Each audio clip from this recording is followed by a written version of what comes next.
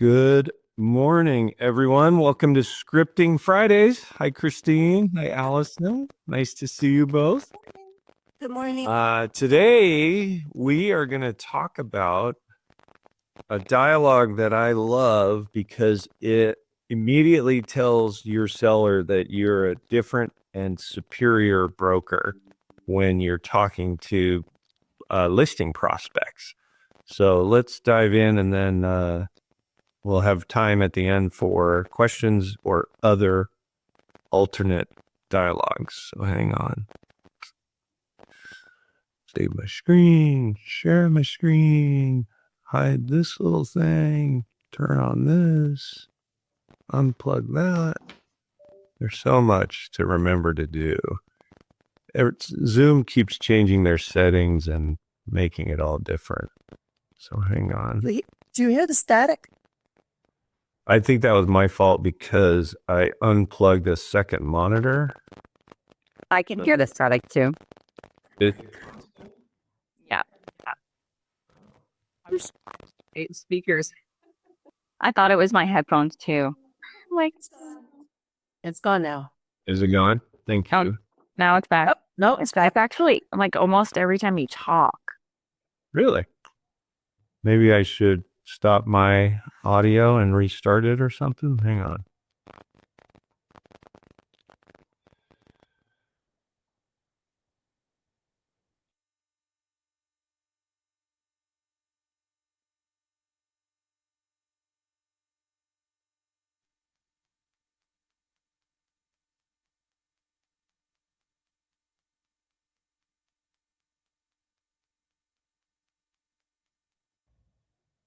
How about that? Is that any better?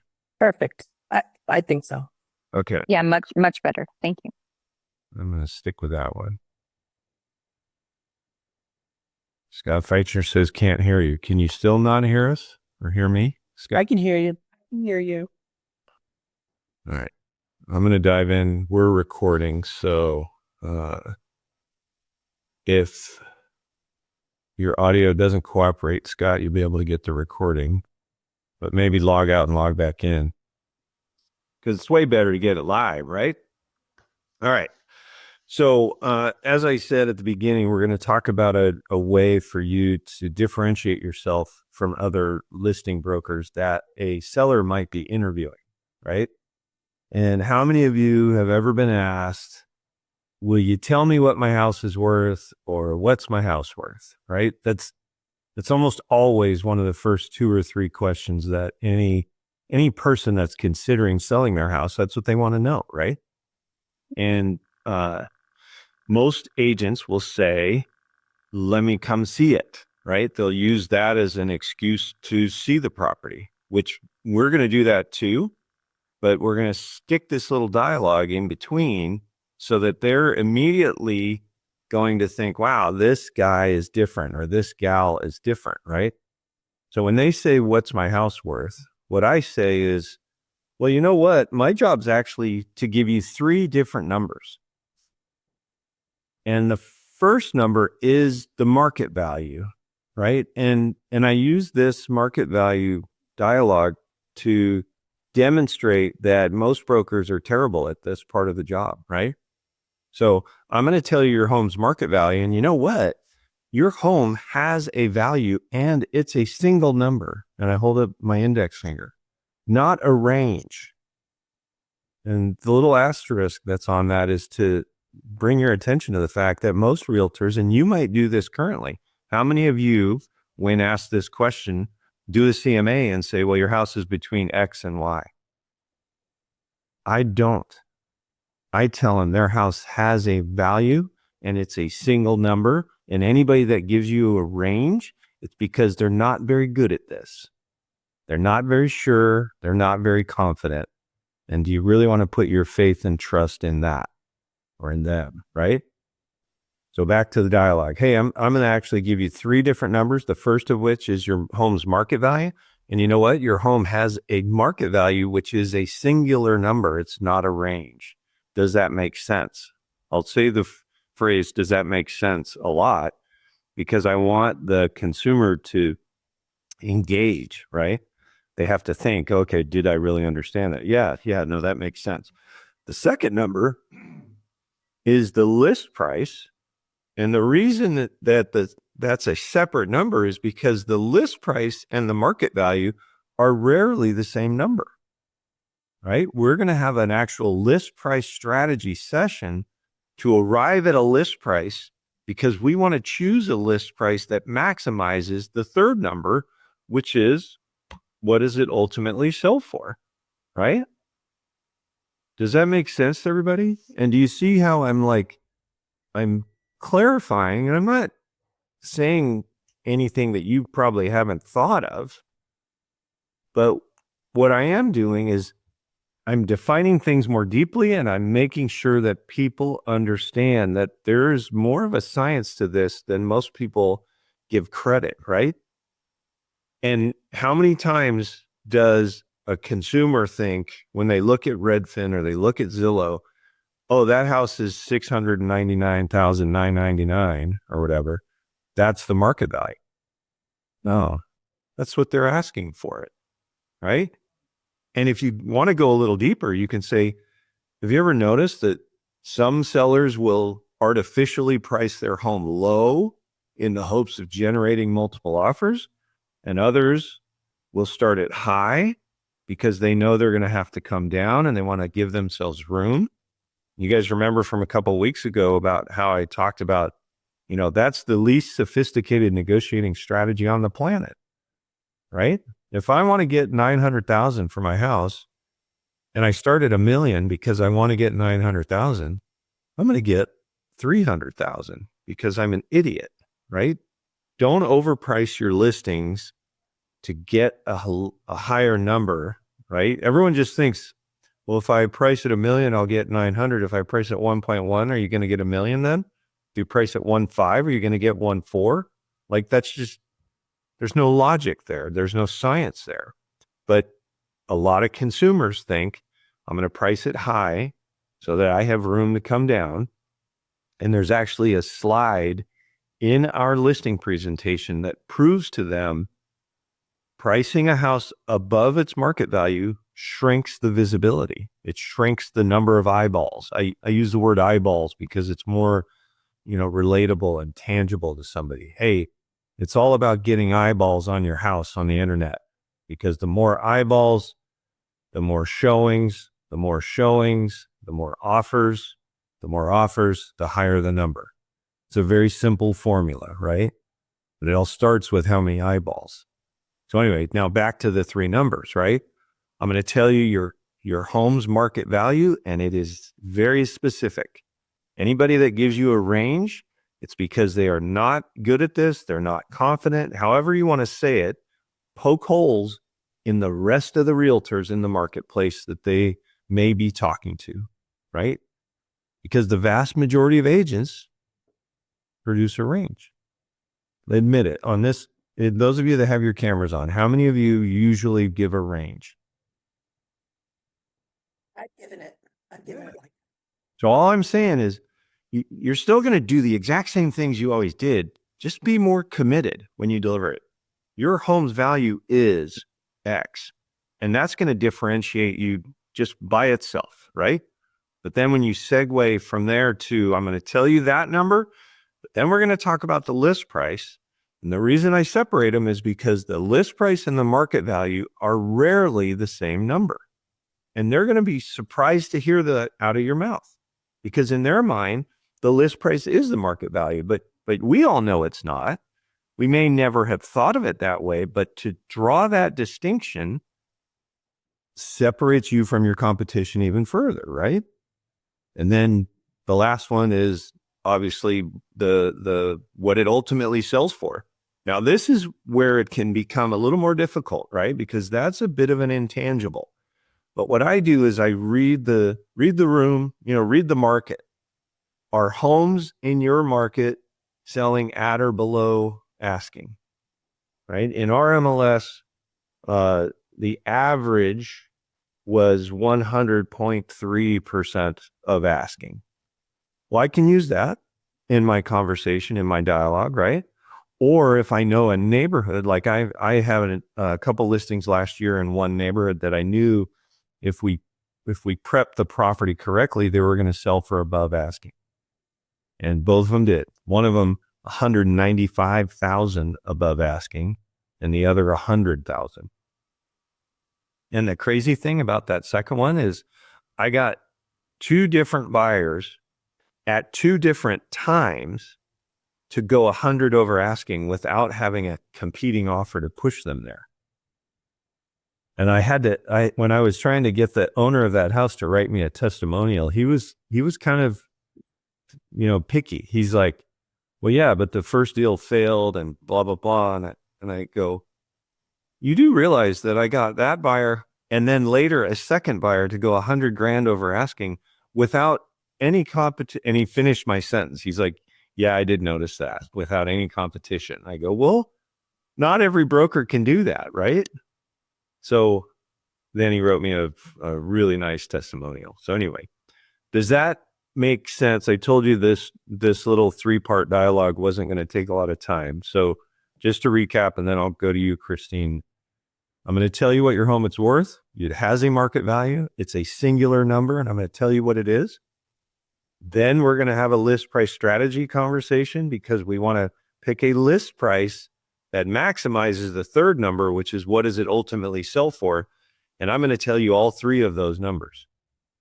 Now, a very, very important dialogue for all of you is don't tell them any of these numbers until they hire you. Get them to sign a listing agreement.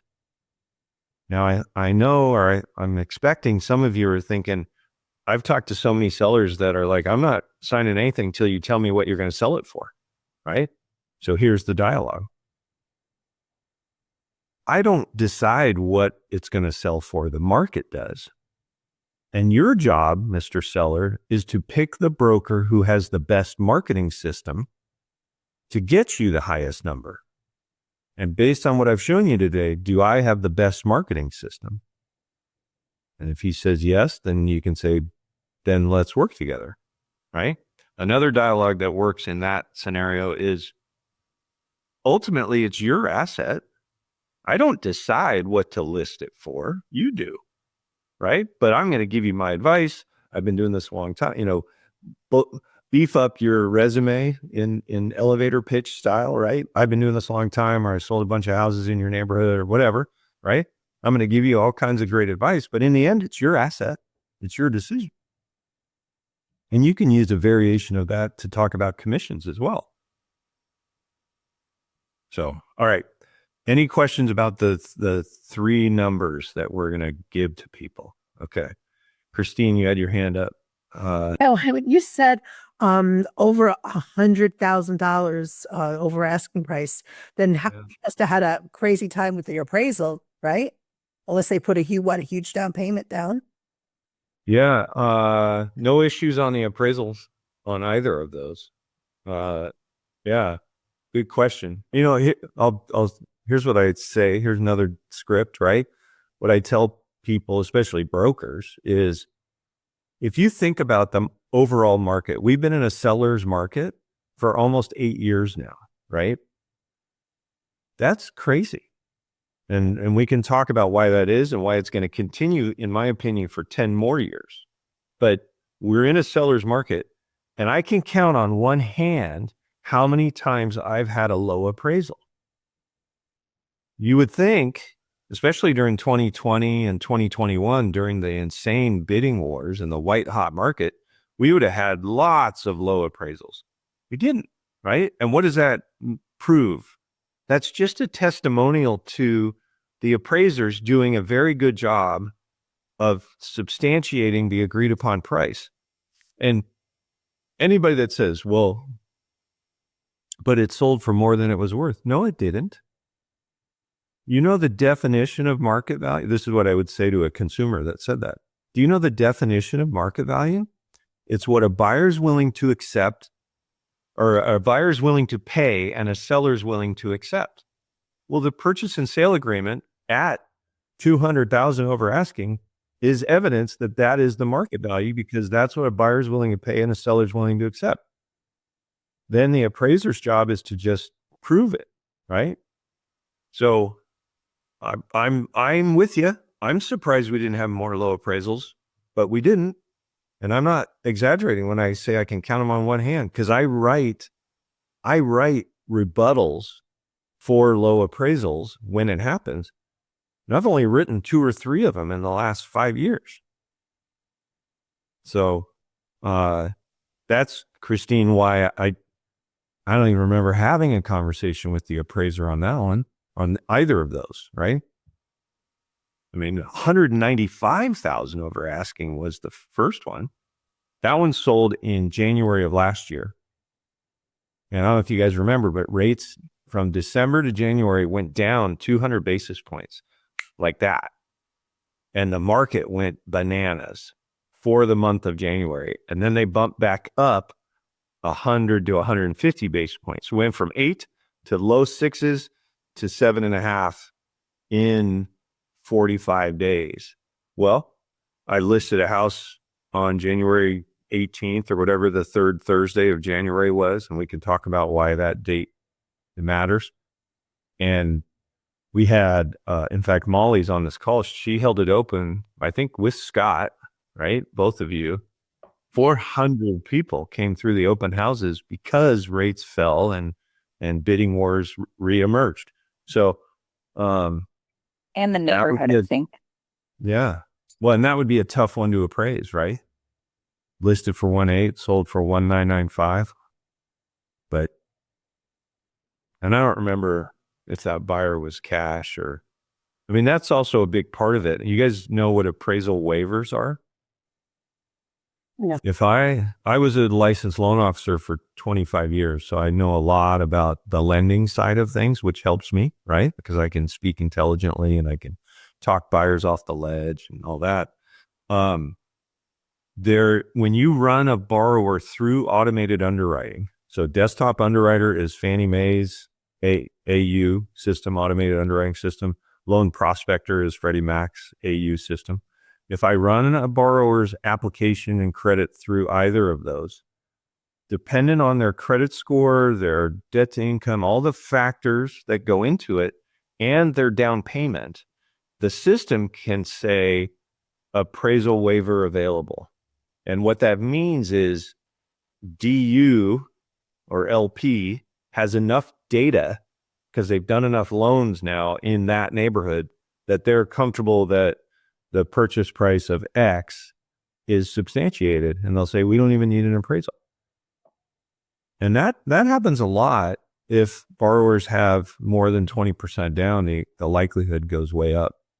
So that could have been a factor in this one we're talking about, but I don't know. I'm the listing broker. Any other? Oh, go ahead. No, maybe they put 50% down, Yeah, totally. And we get that a lot. I'm in Seattle, so if a tech buyer comes through, they got a boatload of Amazon stock or Microsoft stock or whatever, they'll put giant down payments down or pay cash completely. We also have a large number of Chinese buyers that are trying to get money out of China, so they're paying all cash. We actually have a program where Chinese buyers can buy with RMB, which there is no US dollar to RMB currency exchange. So that's a huge differentiator. In fact, we're doing a training at my monthly sales meeting next week on it. But you got to get creative, right? Any questions on the 3 numbers? And if there's not, then we can open it up to any dialogues you guys want. I mean, that's kind of my role on my team is I get text messages, calls, and emails saying, what would you say here? In fact, I don't know if you guys saw in the chat, I think Molly gave me a testimonial practically, right? I used that one the other day and they said, oh yeah, we trust what you think, Molly. Was that in regards, Molly, to the, it's your largest asset and I'm going to give you advice, but it's still your call? Or Yes. I was like, well, at the end of the day, this is your choice. And they were like, oh, no, we believe what you say. We'll go with whatever you say. I mean, that's But when you give them the power, it really, they'll shift it back to you because they don't know. exactly. They want to know that you think it's their call, but they really want you to make the call, Yeah. right? Um, Scott, you came off mute. Everett, right? Ed, with the couple that's divorced or getting there, and one's in DC and one's in here locally. Yeah.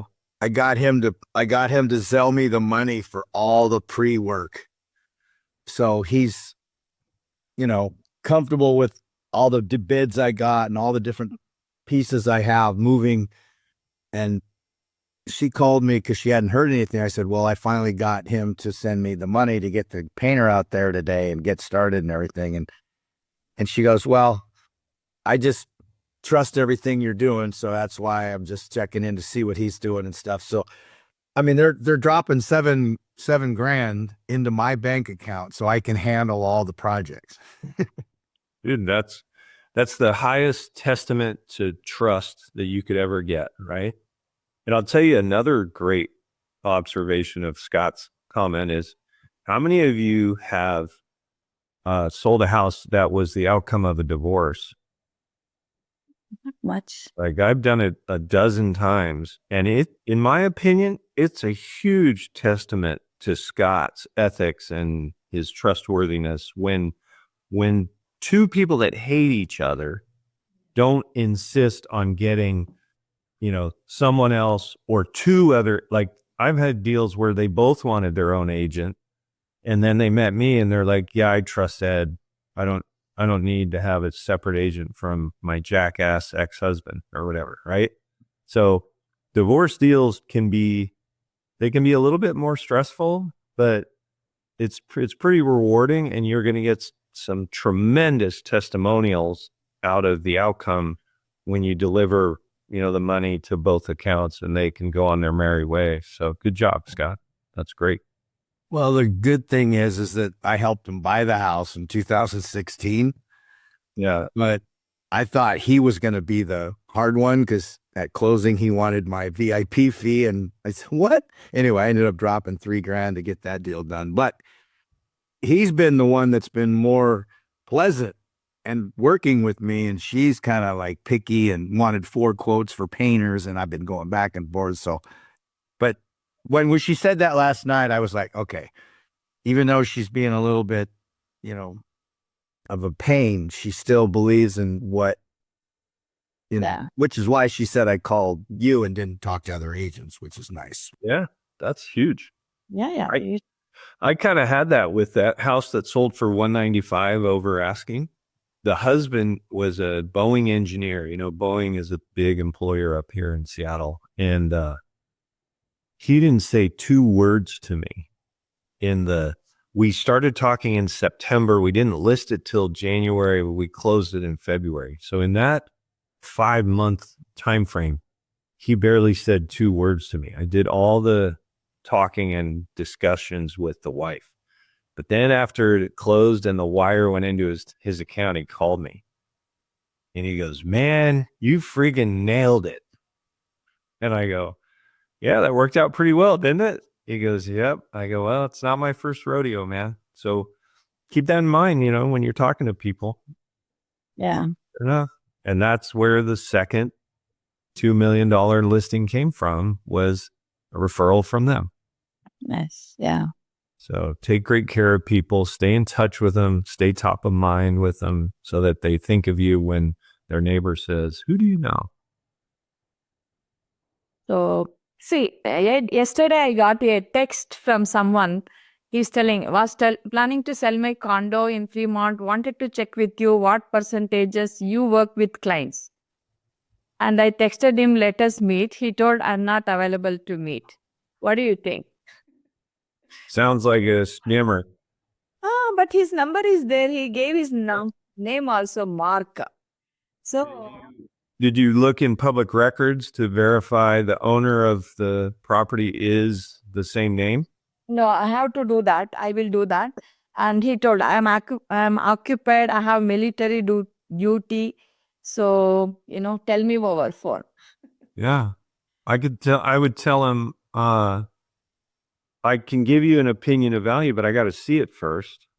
If you're in the military and you're traveling or something, is it vacant or tenant occupied? Can you arrange for me to see the inside? Hmm. You know, we all should be using access to the home as a buffer from providing a value. And in the end, I've literally said, like the dialogue I gave you guys about, in the end, it's your decision. You're going to decide. I had a guy say, I want to know what it's worth. Yeah. And so I tried the same dialogue phrased a little differently. He goes, I understand that, but I still want to know what you think it's worth.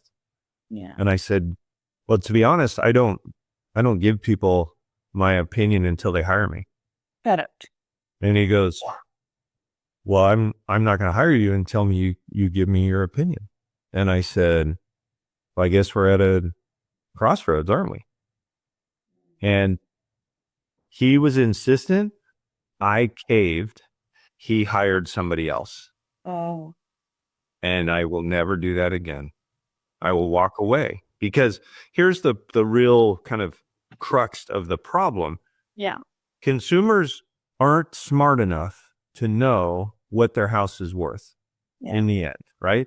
Hmm. They get a Zillow's estimate. That's done by a computer. It's, if you go to the Zillow website, here's another dialogue I use a lot. If you go to Zillow's disclosure page on their website, it says that their values are 10% off or more 62% of the time. Well, our median here in Seattle is almost $1 million. That's $100,000 swing minimum, right? They're saying 10% or more.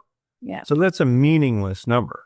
And one of the dialogues I say is, they've done a masterful job of getting consumers to start there. But because it's a meaningless number, you still need somebody like me with experience to come in and look at your home and tell you what it's worth, right? Yeah. Yes. So it can be a little bit of a tug of war with people. It's not often, right? Yeah. Usually it's, if you've watched the video on my listing presentation, which we did in September or October, I end it with, I've shown you a lot today. Did anything stand out? And when I ask that, I have a screen in my slide deck that lists all of my programs. And they go, yeah, well, a lot of people go, well, I just love how comprehensive it is. Yeah. Great. Am I the right guy to help you get your home sold? That's the call to action. That's the last sentence. Am I the right guy to help you get your home sold? And if they say anything other than yes, then I buckle in for objection handling. But a lot of time, the majority of times, they go, yeah, great. I'm excited to be working with you. And I shake their hand and I pull out the listing agreement. But if they say it depends on what you're going to tell me it's worth, Yeah. then I use that other objection handler and then I go for the close again. Yes. You are too good. When you were talking yesterday about how sometimes I just start talking and things come out that I go, oh yeah, I heard that from Ed or whatever. Yeah. I got a call from a Google ad, which I don't even have Google ads right now, but I got a call from a guy who did a Google search for developers, advisors, whatever he Googled. It wasn't the normal thing, but he called me. Yeah. And he has 2 primo pieces of property on Bothell Everett Highway that he's been offered. He said, punting 2 million, 3 million from developers and stuff. But we had such a great dialogue, and I just kind of set him up for what they typically want to get you to say yes to some high number and then do all their feasibility and then come back and hit you with the hammer. Yeah. And I just kind of got him to thinking about, and then we had this great conversation for 15, 20 minutes about everything but real estate. Like, we knew some of the same people, even from Montana, believe it or not, because he was a professional boxer from here.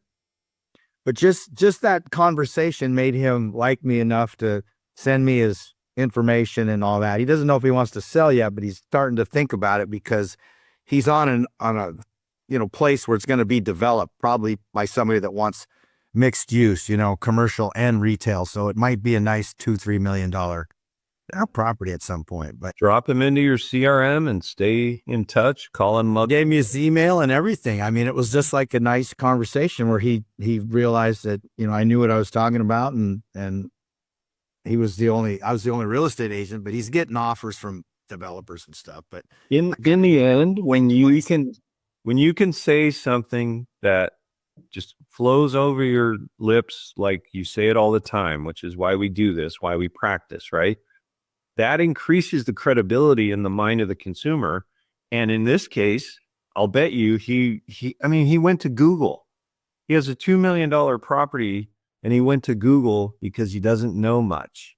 And the minute Scott started speaking like he did know stuff, he warmed up to him, because people work with people they know, like, and trust. And Scott had the advantage of being able to speak in terms that the consumer isn't familiar with, but made sense to him. And he thought, oh, this guy's traveled this road before and I want him to be my guide. That's all people are looking for, is a Sherpa, right? All right, we're at the bottom of the hour. Christine, I know you had your hand up. Is there a quick question before we all get off here? Yeah, real quick. No, when you said that you're not going to give them your My number? number until they sign a listing agreement. Yep. So I don't know I don't get that. I don't mean, because I know if it was me and I'm selling my house and you're telling me to sign I'm being told sign a listing agreement, but I don't have any number in my head, nothing of what it's to sell for. We'll role play it since we're recording it. You're the prospective seller, right? Okay. And I say, I gave you my listing presentation. I said, am I the right guy to get your home sold? And you said, that depends. What are you going to list it for? Okay. Right? Because in your brain, and this is true today, you would think, before I make a decision, I need to know the number. Here's the problem with that. And then I'll say the dialogue. The problem with that is that means you're susceptible to talking to 6 brokers and hiring the guy who gave the highest number. That's moronic, because the one thing we know about those 6 different valuations is the highest guy is wrong. And he's the one that's going to harm you the most, right? Because when you list a home too high, now it languishes on the market. You got to lower it. Buyers want to lowball the lowered number, and you're on this race to the bottom, right? So what I say is, well, Christine, you and I are going to go through a process to determine the list price together. Remember that comment I made earlier about how I'm going to show you the market value. We're going to talk about a list price strategy so that we get you the most amount of number. We're going to go through that process together, and it's going to be your decision what to sell it for. I'm going to give you all the advice I can based on my almost 40 years of experience and thousands of successful closings, or whatever, your dialogue is for your elevator pitch. Give them the short version. But you got to hire me first. So your decision isn't, I'm going to hire the guy who says the highest number. Your decision is, I'm going to hire the guy or gal that has the best marketing system, because that's what's going to get you the highest number. And my question to you is my system the best marketing system? And you're either going to say yes or no. But I can tell you, I've asked that question hundreds of times, and it just popped into my head. The living room that I was in, the one time somebody said, oh yeah, I've seen this exact system before. And I was like, no, you haven't. But what do you say when they say that, right? What can you say? I didn't get that listing. But in 38 years, only one person has tried to pretend that they've seen somebody that does things the way I do. Would you like retargeting and stuff like that? Is that what you Right. Yeah. Have you seen the video from Agent Power Huddle when I gave my listing presentation? No, I'd love to. It's in the Agent Collective website. All of you should be able to get access to it. If you can't, send me an email, because I can share a link. I know Jesse has set up that website. I'll put my email in the chat, so you guys are welcome to email me. he set up that website so that some of the videos are accessible always, but there's others that are behind a wall, right? You have to have login credentials.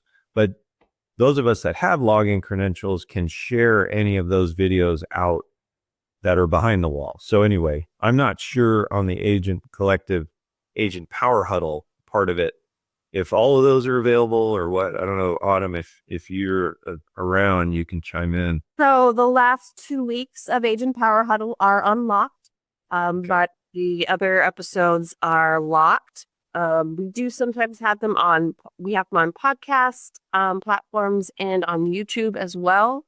But I just put in the chat the listing presentation series, and Ian put in your specific episode as well. But those are unlocked, I believe. That one says the buyer presentation series. Oh. The listing one wouldn't be part of this, Yeah, I did. like this section you're thinking of, but I did cover it in this meeting back in like October. Here, I'll grab Ed's. Yeah, it's unlocked, but I'm gonna give you the link for Ed's. I gave you the link for the entire series. We had 6 different agents give their listing presentation series. We also have a buyer presentation series as well. Okay. All on the website. They're all unlocked. They're on the homepage, theagentcollective.com, and you can watch those. And if you're on my team, a few of the people here are on my team, you get to use my slide deck and you get trained by me and you get to crush it with sellers. Like that's one of the benefits of working with me. Those of you that are not on my team, as you can tell, I'm super transparent and happy to share and all that. So if you like what you see and you want a copy of the slide deck, send me an email. I'll send it to you. You're going to have to change out all the logos and everything. And you're going to have to figure out, okay, how do I deliver an international MLS membership so that I can be the international marketer, or how do I do a sell for free, or, anyway, watch the video and then ask any questions you have. Right. Christine, when it comes to that, I mean, I just say, well, yeah, obviously we got to agree on price and commission. I mean, that's a given. But other than that, is there anything here that whatever? And then you handle that objection. And then Ed always says, commissions are only an issue in the absence of value. So I just get them to see the presentation and am I the right person? Because we're going to have to agree on price and commission to even move forward. And they, okay, that's not a big deal. And yeah, you're the right guy. So I at least get a verbal. And then I try to get some signature on something like a cancellation guarantee. And now they feel like, okay, now the pressure's off. And then you've kind of got them mentally already hired or, working with you. A cancellation guarantee? What's that? Yeah. So because the dialogue is, hey, Christine, I don't know if you noticed, but the listing agreement doesn't have any termination language for you, the seller. And I don't think that's right. I work for you. You should be able to fire me at any time. So because of that, we give you a cancellation guarantee up front that says you can fire me at any time. But please don't fire me. This is how I feed my kids. That's the dialogue, right? And we give that every single time and yet have never been fired. So what we're doing, though, is making people feel a lot more comfortable signing. Right? They're more willing to sign when they know they can kick you out whenever they want. But their curiosity is so piqued because you've shown them so many things that they've never even seen before. And they're like, all right, I'm going to hire you. And if I don't like the service or get what you've committed to, I'm going to fire you. Great. Well, you're going to get what I committed to. That's what I do. So. And I have a niece, just to quickly finish this. I have a niece in Oregon right now that's had a listing agreement for, 3 months at least, and their house hasn't sold. The agent didn't do what she promised, and she couldn't get out of the damn thing because it said that they were due commission if they canceled before January 31st, or actually December 31st. So I referred them to another agent in Hood River, and they like her and they're going to hire her. And then they extended it a month because the agent all of a sudden had a buyer and all of a sudden had all this bullshit. And I kept telling her, my niece, I said, yeah, she's just dragging this out to try to keep you from firing her. It expires today. So, And still hasn't closed, huh? no, they didn't get that offer. She promised, just like I told her. So I'm going to get a referral fee out of that one. Hey, Allison, I see you have your hand up before we jump off.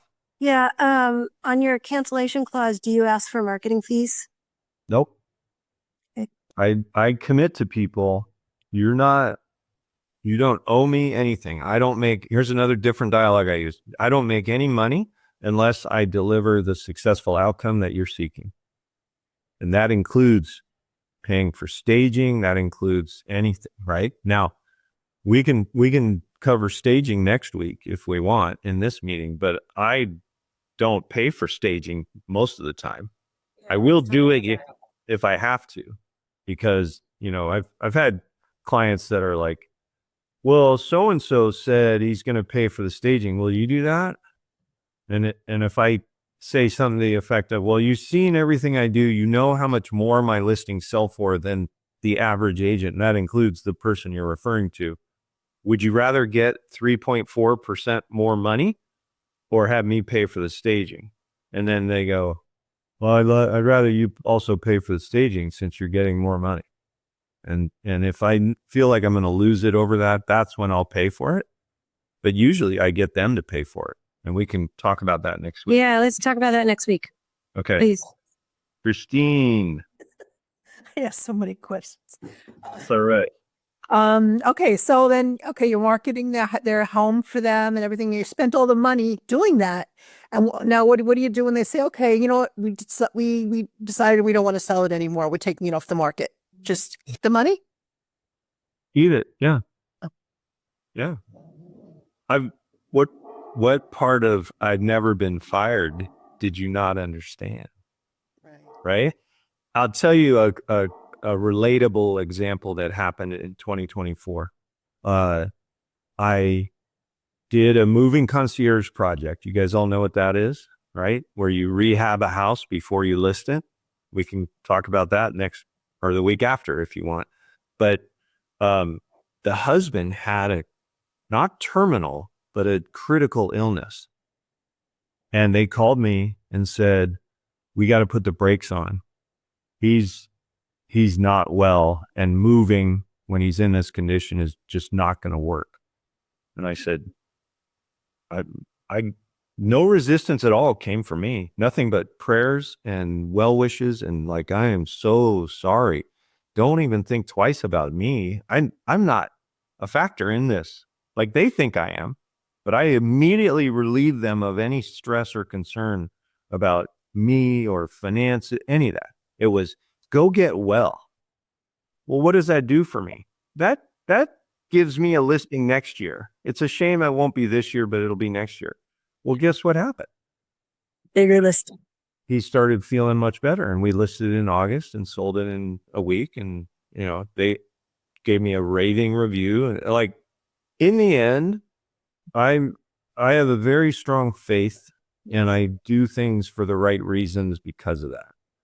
And I will never, I was going to use the word gouge, but I don't want to make you guys feel like if you try and get your marketing expenses back, you're not gouging anyone, right?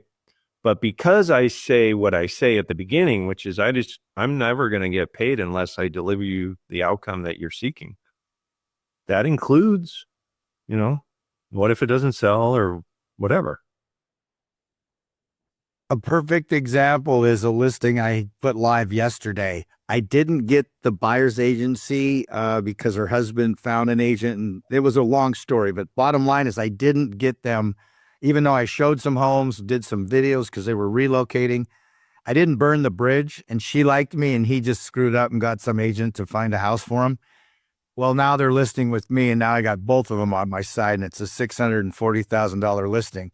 So I could have been all pissed and screwed them over, and but 2 years later, now I'm listing it. So yeah, you might eat some fees, but if you get them, you'll never get the listing ever. So you might as well just bite the bullet and keep in touch, and hopefully they'll come back around.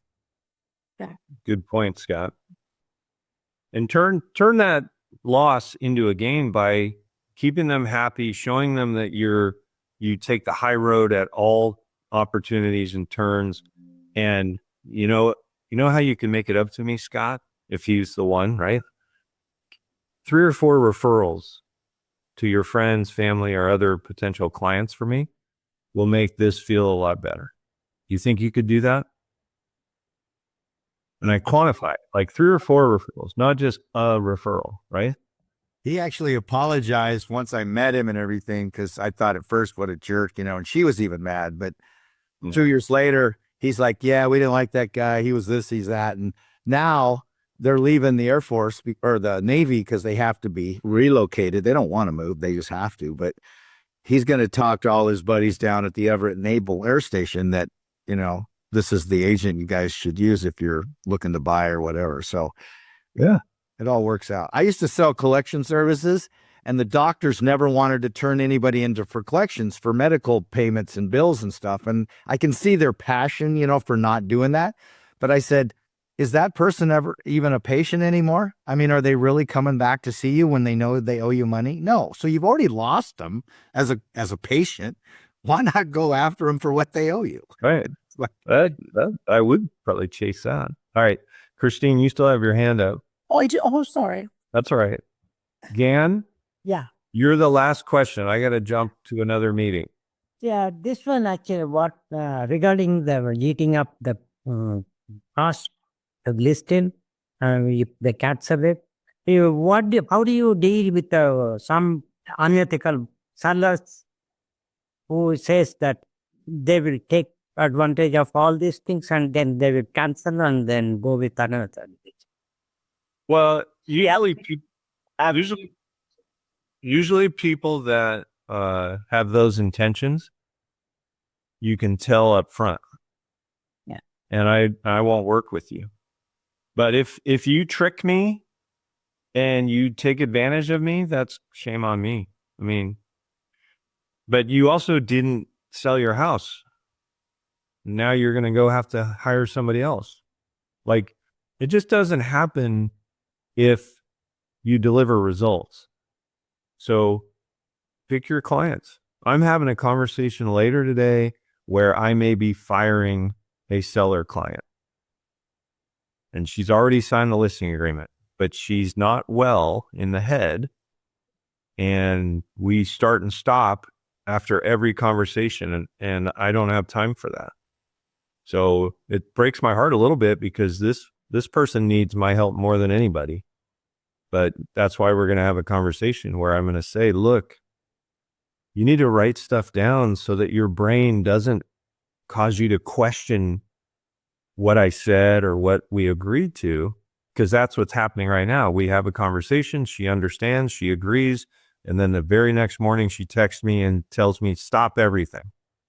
And then we meet again and we cover it again. And I said, remember when I said we weren't going to do anything until we did X, Y, and Z? Oh, yeah. Now I remember. Like, I feel bad for her. It's torture to live in her head. And I'm probably the best equipped person to help her. And I'm going to try, but I may not be able to. So she's not trying to take advantage of me, though, Dan. She's just a tortured woman. That's all. So anyway, on that happy note, I will let you guys all get back to your day. Awesome to see you. I've made notes. So Thank you. next week, we're going to cover staging.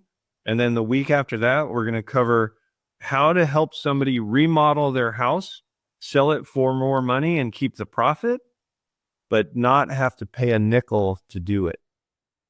And that we call our moving concierge program. So tune in on, that'll be on Valentine's Day. Have a good day, everybody. Happy weekend. If you'd like more information or to get connected to the Agent Power Huddle, join our free Facebook group. This call was designed for the agents in our EXP organization, but open to any agent from any brokerage. If you're a guest and you're interested in learning more about EXP or our specific resources within the Agent Collective, reach out to the person who invited you to this call to get more info. Produced by the Agent Collective Media Network.